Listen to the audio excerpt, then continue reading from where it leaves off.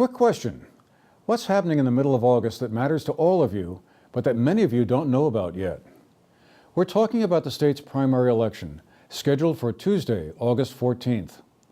According to several polls and news reports, many if not most Vermonters have only the sketchiest of ideas that the primary vote is coming up very soon. Not only that, but who the candidates running for public offices are, what the issues are, and what their stands on those issues for many, not all, but many voters, or those eligible to vote, is hazy at best. This year, locally, we have a couple of races where the winner of the primary balloting will probably cruise to final victory in November at the general election. So the primary vote coming up soon will, in effect, be the election. The contest for Bennington County State's Attorney between incumbent Erica Marthage and challenger Arnold Gottlieb, and the Bennington County Sheriff's race between incumbent Chad Schmidt and challenger James Gully are two examples of this. These are important offices in the law enforcement arena, and it makes a difference who occupies those seats. All are running as Democrats, and there are no Republican opponents waiting in the wings. Someone might opt in later as a write-in, but that's a long shot.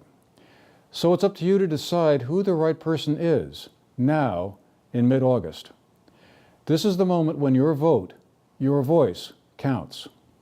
Because every vote does count. Many of you may remember the 2008 state representative race between then-incumbent Judy Livingston and challenger Jeff Wilson. That was decided by 5 votes out of more than 2,450 cast. Wilson defeated Livingston and went on to serve 3 terms in the state legislature.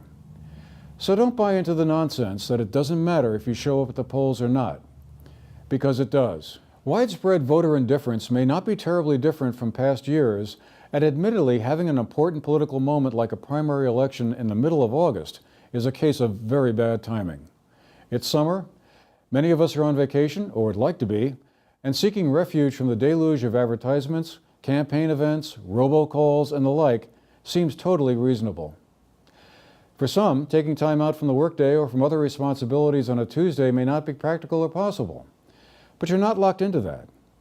Early voting has been an option since the beginning of July. You can also arrange to vote by absentee ballot if you're going to be out of town on Election Day, August 14th. You can download a ballot from the Vermont Secretary of State's website or contact your town clerk. The point is, you have options, and you don't have a good reason not to vote. Many of you have heard over and over, ever since elementary school, about a citizen's right and duty to vote and how the health of our democracy depends on an active and engaged populace. And over time, your eyes have probably begun glazing over each time you're reminded of that. The problem is, that's as true today as it was back then, and maybe so more now than ever before. We live in times where, thanks to social media, misinformation is more likely to be spread faster than ever before, and some politicians, including some holding very high office, are not shy about spreading misinformation before calling something else fake news. The only way around that is to be informed and get out to vote. If you choose not to vote, in a real sense, you also forfeit your right to complain later. Of course, we all probably will anyway, human nature being what it is. But now is your time to make that complaint or concern count.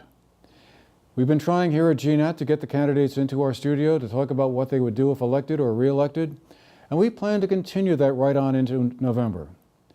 But now, it's your turn. Again, the primary election is Tuesday, August 14th, and in most of our towns, polls are open from 8 a.m. in the morning or so until 7 p.m. at night. This is your moment. Don't let it pass by without your involvement. From all of us here at GNAT-TV, thanks for listening.